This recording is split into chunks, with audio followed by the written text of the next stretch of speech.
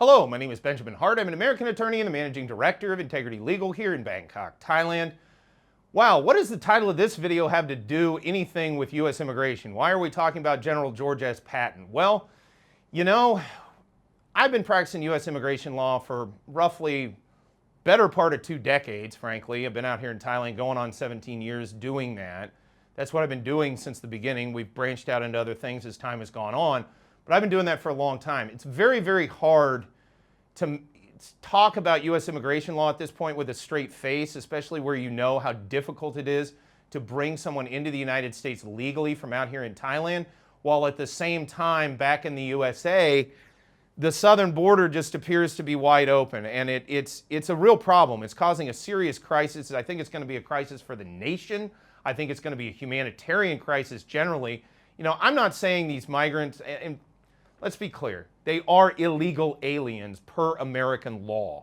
That you know, per the INA, the Immigration Nationality Act, they're illegal aliens. But that said, I don't hold anything against these folks. At the end of the day, yes, America was founded by immigrants. That said, to quote the great Dennis Miller, sign the guest book on the way in the door. You know, at the end of the day, that's kind of a good idea.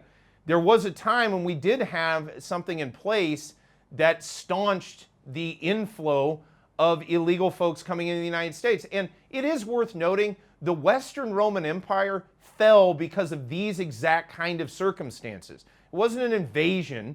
It was just being overrun by folks that weren't part of their polity, that weren't part of their political system, weren't part of their country at the end of the day. And it eroded down their national identity to the point where they just ceased to exist. Now, the Eastern Empire went on for quite a ways longer. In fact, it lasted till roughly about a few decades before Columbus discovered America.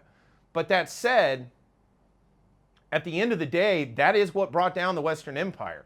So it's something you want to keep a close eye on. It's why we have immigration laws to begin with. That said, I thought of making this video after reading a recent article from Zero Hedge, that's zerohedge.com. Article is titled, DHS Admits Border Has Been Opened to Criminals and Terrorists. Quoting directly, the Department of Homeland Security, headed by the impeached Alejandro Mayorkas, recently proposed a new rule. In a statement announcing the rule, DHS unwittingly revealed that it has not been doing background checks on these millions of illegal immigrants in order to immediately deport those with criminal records or terrorism ties.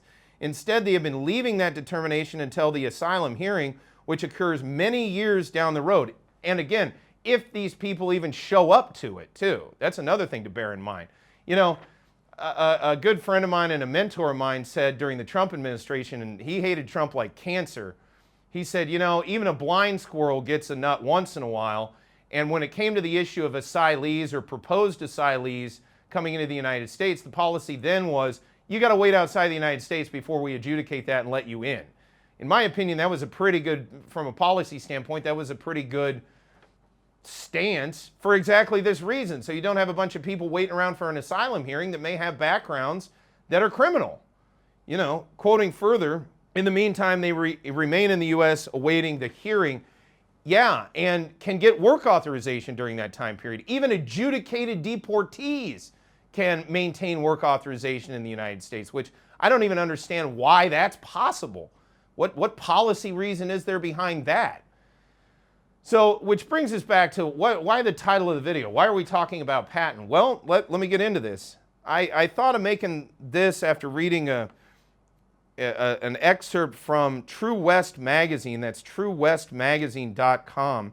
Under the heading, The Great Raid, George Patton Gained His Spurs in a Mexican Gunfight. Let's give some background here. You got to understand, prior to the current system, if you want to even call it that anymore, that was put in place with the INA, the Immigration Nationality Act, which came around sometime around about the Eisenhower administration. Prior to that, effectively, the Army was the one who dealt with the border. And quite honestly, I love this saying, in the absence of light, darkness prevails. Well, in the absence of law enforcement, perhaps just enforcement of our national sovereignty should prevail, and the best people, the people that have been doing that since day one, since Valley Forge, has been the United States Army. Okay, and at one time they were down along the Mexican border. And quoting directly, May 16, and again, this is from TrueWestMagazine.com, May 1916, Lieutenant George Patton led a group of 10 soldiers on a raid of a Mexican ranch looking for Pancho Villa aide Julio Cardenas. It was the first attack using motorized vehicles, and it was a success. Patton gunned the Mexican leader down with a pearl-handled Colt 45 pistol. It's my understanding that pistol was ivory-handled. If I recall from the Patton film, and I read a couple of biographies on Patton over the years, he had ivory-handled pistols. When a reporter asked him if he had a pearl-handled pistol, I believe he said only a New Orleans pimp would carry a pearl-handled pistol. I believe those were his words. Quoting further, 2 other Villistas were also killed. Patton transported the bodies about 90 miles to the headquarters of General John Pershing. Yeah, Pershing, the leader of the American Expeditionary Force in the First World War, that Pershing. This was the priority that the America of that time placed upon security of the southern border. They had the army down there to do it. My argument, let me keep going here. Quoting further, the young lieutenant had actually disobeyed orders in attacking the ranch, but Pershing ignored that and soon gave him a promotion. Yeah, there was a lot of that from Patton later on, and notably where they said it was a success. It was the first, quoting again, it was the first attack using motorized vehicles, and it was a success. Yeah, that would also be a hallmark of Patton down the road in a few more events that would transpire later. That being said, it's worth noting now, because honestly, trying to do legal analysis of U.S. immigration law as it pertains to an open border, and I get it. I have a very different perspective on this. I know I have colleagues in the United States who feel very differently about immigration and matters springing from the situation along the border. But if I may say so, and as politely and as respectfully as I can, you know, at the end of the day, there may be benefit to, in terms of employment and things, for folks working in the United States trying to assist illegal aliens in maintaining their status therein.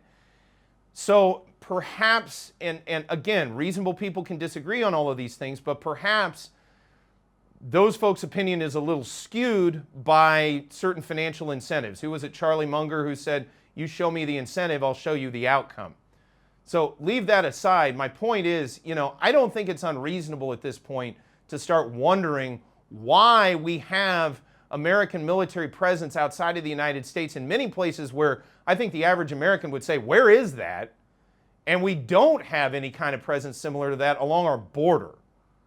You know, and especially where it appears to me that the immigration apparatus, the immigration bureaucracy headquartered in Washington is not particularly interested in allowing or facilitating U.S. Customs and Border Protection, U.S. CBP. I believe I watched a committee hearing in Congress where they were talking to the head of that organization. They asked if he had even talked to the president, and he said he hadn't. So, you know, the question raised is, you know, in the absence of U.S. CBP doing their job, what prevails? Is it just going to be chaos along the border? Well, if it is, then my argument would be, hey, it's seriously time to be asking the question, do we need the U.S. Army along our southern border?